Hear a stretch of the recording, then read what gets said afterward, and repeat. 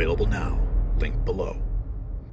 And now we peel back the curtain on a scandal that's rocked the core of our justice system. Imagine for a moment a web of lies so intricate it threatens the very principles our republic stands on. In the spotlight, FANI Willis and Nathan Wade entangled in a drama that reads more like a political thriller than real life. And what if I told you that hidden texts and sworn testimonies are just the tip of the iceberg in a case that could redefine political accountability?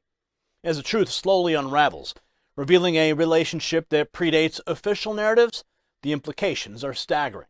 This isn't just about two individuals. It's a story of power, deception, and the fight for the soul of our legal system. So why should you care? Because at stake is nothing less the integrity of our republic and the trust we place in those sworn to uphold it. So stay with us for a special report you don't want to miss, especially our final thought on this explosive story. Now, before we dive deeper into our groundbreaking report, let's take a moment, just as we rely on trustworthy sources to bring light to the darkest corners of our political system. You rely on practical solutions to everyday challenges, like the sky-high energy bills hitting Americans hard.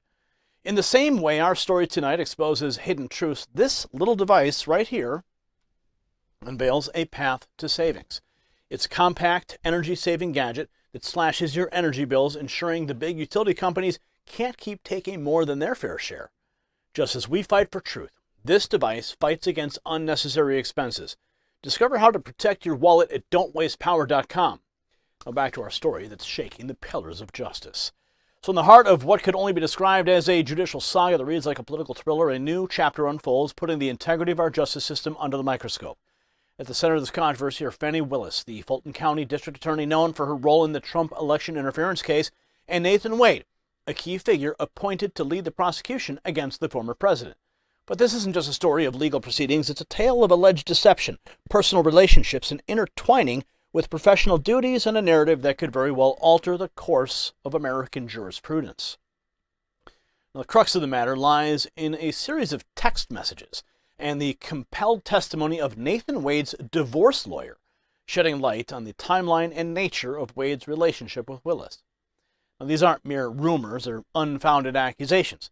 They are assertions backed by digital evidence and court mandates, pushing us to question the foundation on which this case against Trump was built. Now, at the forefront of this revelation is a judge's decision to break the seal of attorney-client privilege, a move as rare as it is telling. It underscores the gravity of the allegations and the lengths the court is willing to go to uncover the truth.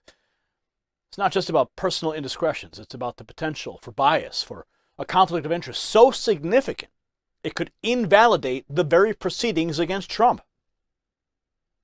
So what's particularly damning in this unfolding drama are the text messages between Wade's attorney, which blatantly state that Wade and Willis' relationship began before Wade was appointed as the lead Trump prosecutor.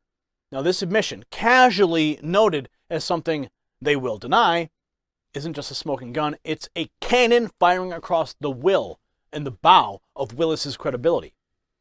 The audacity to presume that such a significant detail could be brushed under the rug is not only an insult to the public's intelligence, but a glaring example of the hubris that seems to pervade certain quarters of our legal system.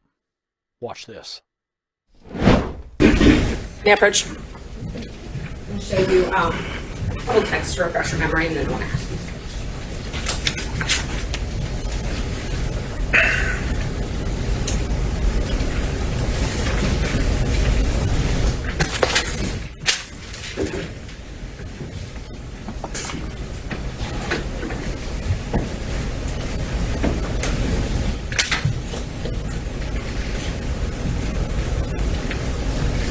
Are these supposed to go together? Yeah. Oh, these are two separate dates? Completely different dates. Okay, all right.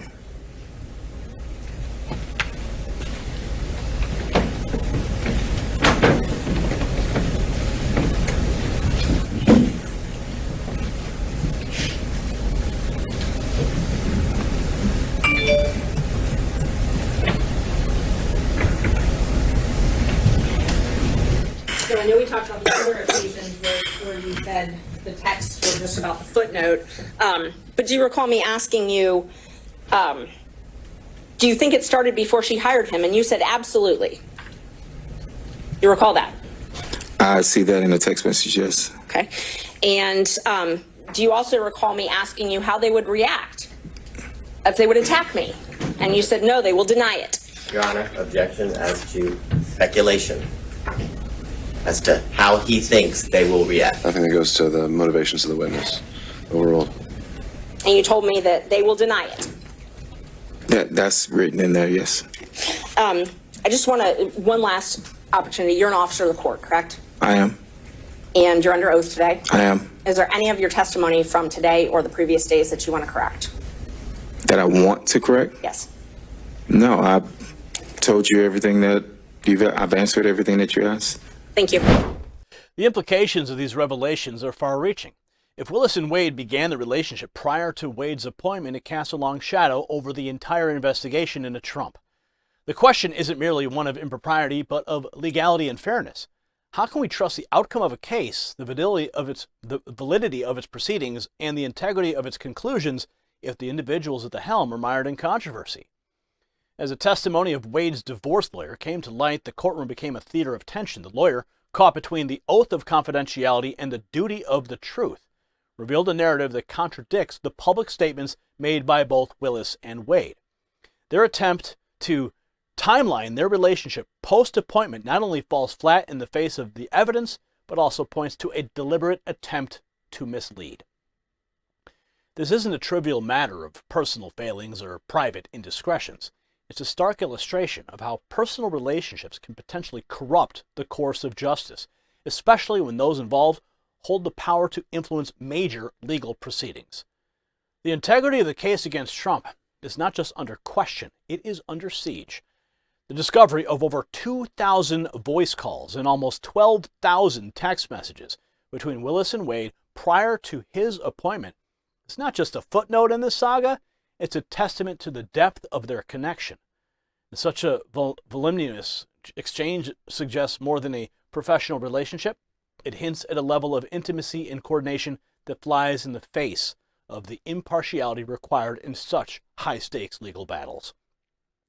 Amidst this turmoil, Trump's stance has been one of vindication. The former president, long insisting on his innocence, finds himself caught in a whirlwind not of his making. This isn't about political alliances or ideologies. It's about the principle that justice must be blind, impartial, and untainted by personal agendas. Trump's call for a fair trial is not just a plea for his own case, but a demand for the restoration of faith in our legal system. So as the details of this case continue to emerge, the American public is left to ponder the state of our judiciary.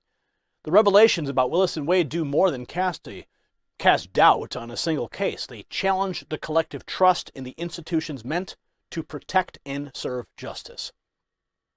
Now, the narrative unfolding before us is more than a legal battle. It is a litmus test for the integrity of our justice system.